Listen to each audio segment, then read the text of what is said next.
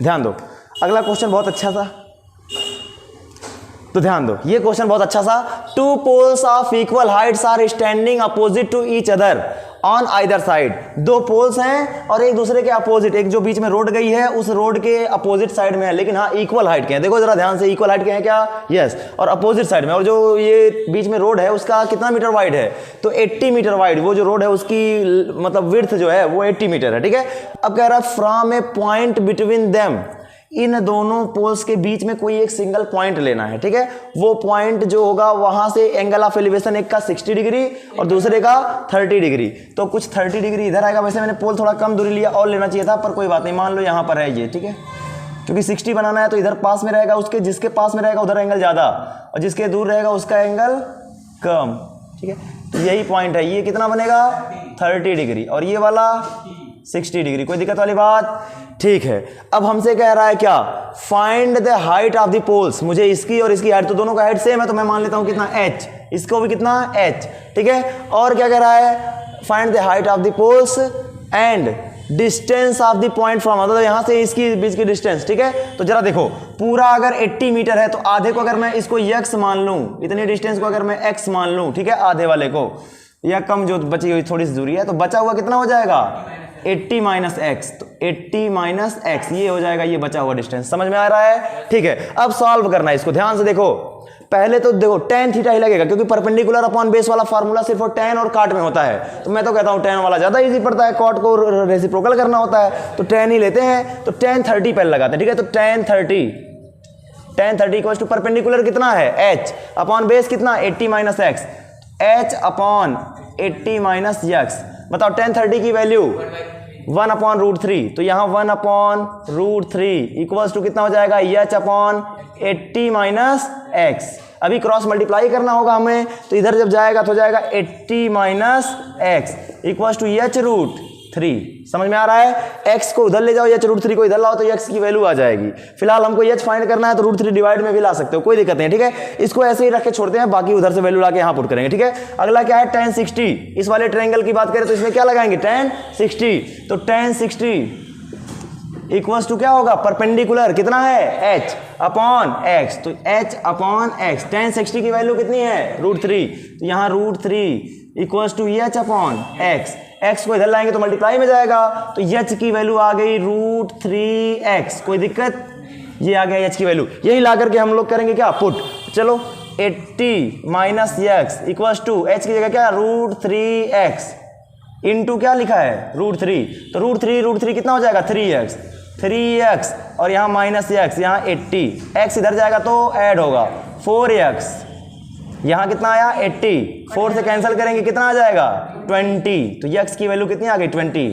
यानी कि यहाँ से जो मतलब कि 60 डिग्री वाला एलिवेशन था उस वाले पोल से कितनी दूरी पर है? 20 मीटर की डिस्टेंस पर है, ठीक है।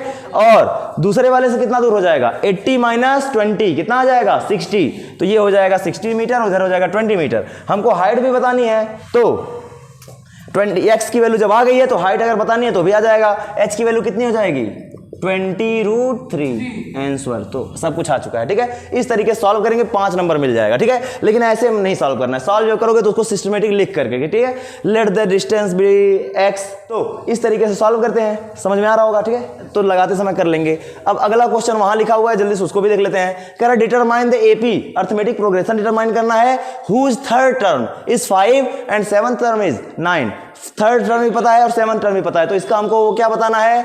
एपी, वो एपी ही फाइंड करना है, ठीक है। इसमें हमको उस एपी को ही फाइंड करना है। तो क्या करेंगे? देखो जरा, पहले तो जो दिया है उसको लिखो थर्ड टर्म, यानी कि T3 या A3 भी लिखा जाता है, ठीक है। तो मैं T3 लिखता हूं, तो T3 इक्वल टू क्या हो जाएगा? A plus 2D, A plus 3 minus 1 into D, formula तो यही बनता है। तो T3 equal to A plus 2D, n minus 1 into D जब बनता है, यहाँ n रहता है तो यहाँ 3 है तो 3 रहेगा, तो 2D हो गया। हमेशा एक कम करके लिखा जाता है, अगर यहाँ 5 रहता तो 4D लिखते, 3 रहता तो 2D, ठीक है। ये हो गया, तो A प्लस 2D हो गया।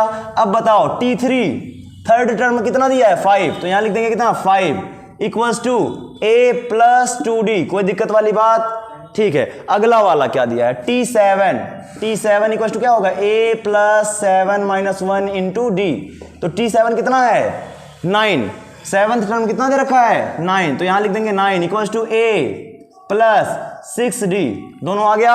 अब देखो यहाँ पे भी है, यहाँ पे भी है, यहाँ 2D है, यहाँ 6D है। अगर हमको सॉल्व करना है तो दो लीनियर इक्वेशन मिल रहे हैं, दो वेरिएबल है ना यहाँ पे, तो linear pair of linear equation in two variable आ गया। अब यहाँ पे कैसे सब्स्टिट्यूशन, एलिमिनेशन ये सब लगाएंगे, तो इसमें से इसको क्या कर दो सब्सट्रैक्ट, तो हमको क्या मिल जाएगा, इसको इसमें से इसको अगर सब्सट्रैक्ट करेंगे तो हमको मिल जाएगा यहाँ पर D, क्योंकि A तो कट जाएगा, ठीक है, तो इससे आंसर हमारा आ सकता है। तो इसमें से इसको, तो भाई इक्वेशन सेकेंड माइनस फर्स्ट, ठीक है, क्या हो जाएगा वी गेट, ठीक है, वी गेट। हमको क्या मिलता है देखो जरा, 9 माइनस 5 कितना बचेगा 4 इक्वल टू A से A cancel, 6D minus 2D कितना 4D। समझ में आ रहा है, 4 से 4 कैंसिल करोगे कितना आएगा 1, D की वैल्यू कितनी आ गई 1, यानी D 1 आ चुका है। अब A निकाल लेंगे कैसे, ये वाला इक्वेशन 1 से, फिर लिख देंगे फ्रॉम इक्वेशन 1। बताओ इक्वेशन 1 क्या दे रखा है, 5 equal to A plus 5 equal to A plus 2D। अब बताओ D की वैल्यू कितनी आ रही है 1, तो 5 इक्वल टू A प्लस 2 1 जा 2 इधर आएगा, सब्सट्रैक्ट होगा तो A की वैल्यू कितनी आ जाएगी 3। कोई दिक्कत वाली बात, तो ये A भी आ चुका है और वो भी आ गया, हमको AP बताना है। तो देखो जरा, AP जब लिखेंगे तो पहले लिखते हैं कौन सा टर्म, फर्स्ट टर्म, फिर सेकंड, फिर थर्ड, ऐसे बढ़ाते जाते हैं। D उसमें क्या करते जाते हैं ऐड, तो पहला टर्म 3 आ गया, फिर 4 5 6 7 8 ऐसे आता जाएगा। तो हमारा AP, therefore the AP becomes 3 4 5 6 dot dot dot, यही हमारा हो जाएगा AP, ठीक है। इस तरह से सॉल्व करते हैं। आई होप ये दोनों समझ में आ गया होगा। इसके बाद का जो क्वेश्चन है फिर अगले वीडियो हम लोग देखते हैं, ठीक है।